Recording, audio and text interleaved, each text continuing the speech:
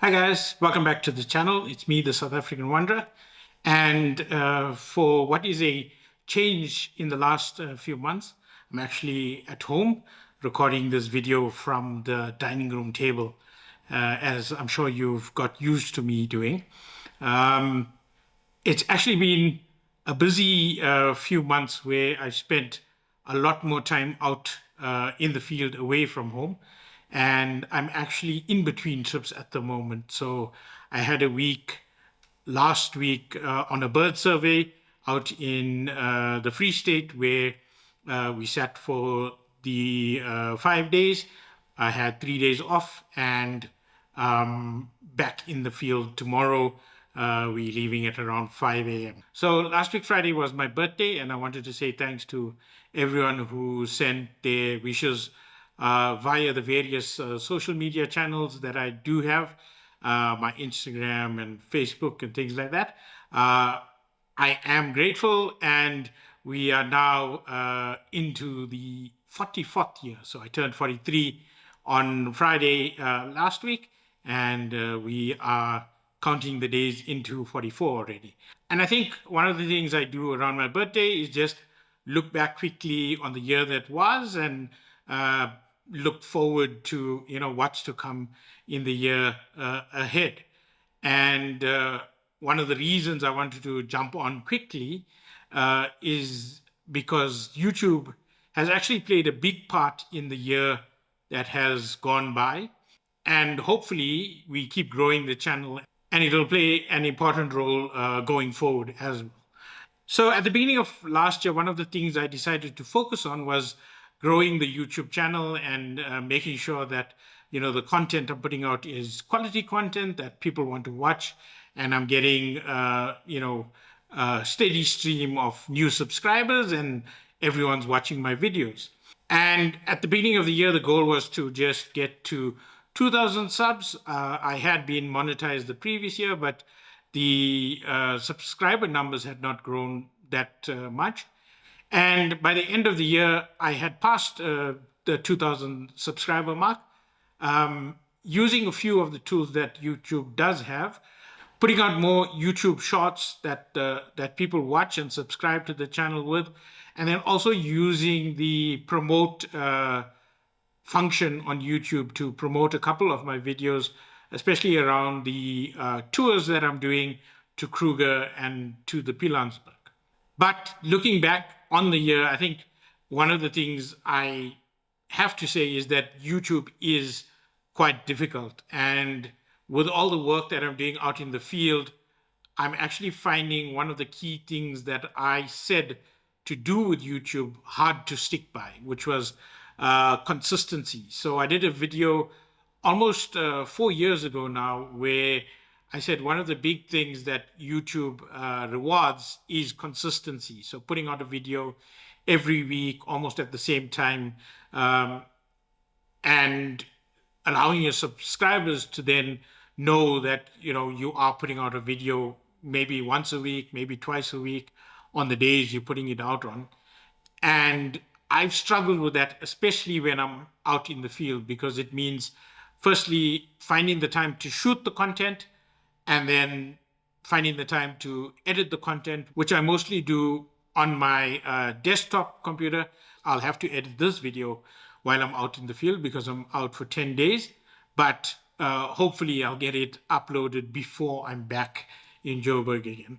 But like I said, the channel has steadily grown, and we are currently at about 2,380 subscribers at last count. And what is going to happen, I think, in the next couple of days before I'm even back from my current trip, is that my YouTube subscribers are going to actually surpass my Instagram following, if it hasn't already done that already.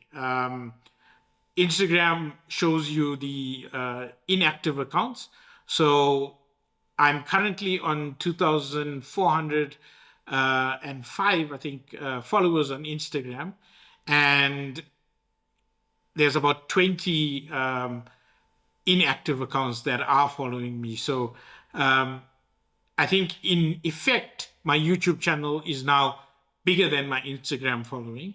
And last year, when I sat down and did this similar look ahead, I decided to actually pursue YouTube in favor of trying to pursue Instagram. I think for a couple of reasons. So, despite YouTube being hard, I think the metrics you measured by are very well laid out by the execs at YouTube, and the algorithm is easy to understand. But the main difference comes in between how the algorithms between YouTube and Instagram actually work. And I was actually discussing this with the pals last week. And one of the things I said was that with Instagram, the number of posts that you scroll through in any given session is one of the key metrics that the Instagram algorithm actually is trying to push. So it's not about how long you stay on a post or how many likes a post is getting or things like that. It's actually how quickly you've scrolled through your feed, because in between your feed, in between your stories, Instagram places the adverts that they are actually making revenue from. And therefore, as a user, Instagram is trying to get any user to scroll through as quickly as possible, so that they can show them as many ads as possible. And if you look at your social media, when you're scrolling through it as a user, you'll notice that for every post that Instagram shows you from someone we're following, there's also a post for someone they suggest, which is usually an influencer with many million followers already. And then there's adverts for cheap consumer goods that you most likely do not want, but spoke about, and your speaker picked it up and actually is now targeting you on the advertising. The YouTube algorithm, on the other hand, is time based. It's not the number of posts or videos that you watch that's actually irrelevant, but it's how long you spend on the YouTube app or on your desktop watching YouTube, because they can then play you an ad every 4 or 6 minutes, however long that may be, depending on the video length.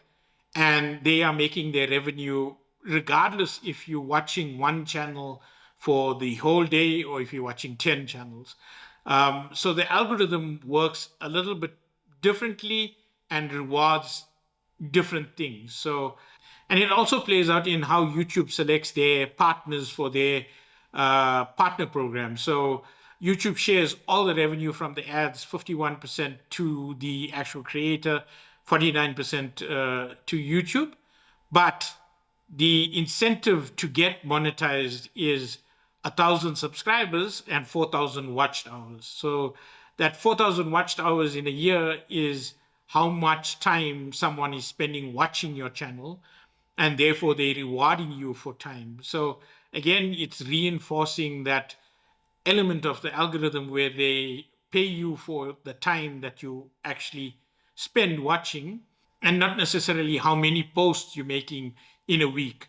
I think the consistency comes in that if you are a small creator, to get those 4,000 hours, the easiest way to do that is to keep putting out videos and to keep having people coming back and watching your channel, and you'll build that 4,000 hours up. I think even though I say YouTube is hard, I do appreciate the transparency that it comes with, and you know how to work towards it. So that's why when I did my review at the beginning of last year, I decided to pursue more YouTube and then try to monetize my work on YouTube in different ways as well. And you will see that towards the end of the year, I got my first lodge review, where I went through and filmed the Paradise River Lodge in Hoedspruit, and put up a video on the experience as well as the activities that I did at the lodge. And I hope you've watched that and actually enjoyed that. I really enjoyed making that set of videos. And that's sort of the direction I want to go to with my YouTube as well. I want to get to see as many lodges and as many nature reserves as possible, make more videos on, what's to be seen, on the accommodation, and the birding to be had, and the wildlife photography to be had in the locations. And that's why I am almost concentrating on that and trying to get those videos done. So I've sent out my next batch of email feelers to different lodges and different social media teams, hoping that they will come back, and hopefully I can then get more lodge reviews, especially, done, and create some good content for the channel as well. So as much as I say that, YouTube's tough, and, it takes a lot of consistency and hard work to get it going and keep it going, I think YouTube is also rewarding at the end of the day. The videos still take a lot of time to do and edit, and that's why when I'm out in the field, it's hard to keep that consistency up. But I feel that I'm getting more comfortable in front of the camera. Still not 100% there. I still an but that's also a issue of having too many things to say sometimes, and going on tangents and down rabbit holes. But I've learned to actually try and be more concise, and hopefully that comes through as well. And that hard work is paying off, because even though the edits do take time, they're much faster than when I first started as well. The videography has improved quite a bit as well. My abilities with DaVinci Resolve, the program I use to edit, have grown so much in the last year and a half or 2 years that I've been using it. So yeah, YouTube's tough, but rewarding. I think the monetization on the channel is not quite as high as I want it, but I think having the second channel, which is my mom's channel, which is the bigger channel, is actually quite good as well, because it teaches me a lot in terms of what people are watching, what people are interested in, and how to get better at my craft, basically. And that channel is earning quite well, and that's why we keep it going, even though we've lost some consistency on that side as well.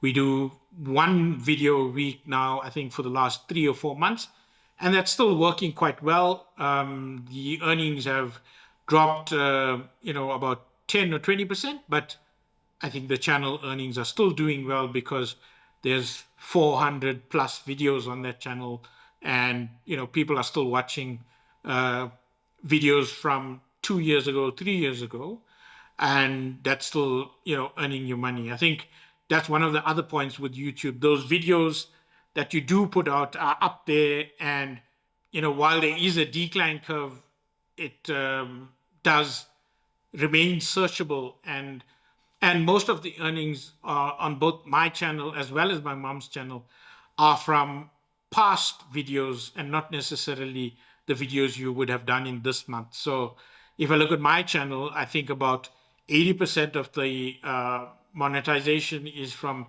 guides and videos I've done over the last 4 years, and about 20% is from the shorts, YouTube shorts, and the videos I'm doing in the current month. So I think as you build the channel, as you build the subscribers, you also build a catalog of videos that anyone can go search and look at, and watch, and gain value, especially if you are doing videos that are of value to people.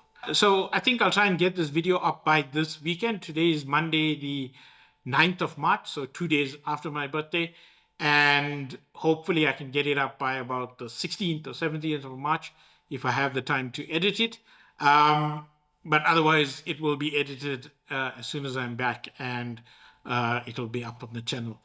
Hopefully, as we get into April and May, I will be doing more of my own trips and more traveling, and I can bring you those videos as well. So stay tuned, hit that like and subscribe, and we'll catch you on the next one.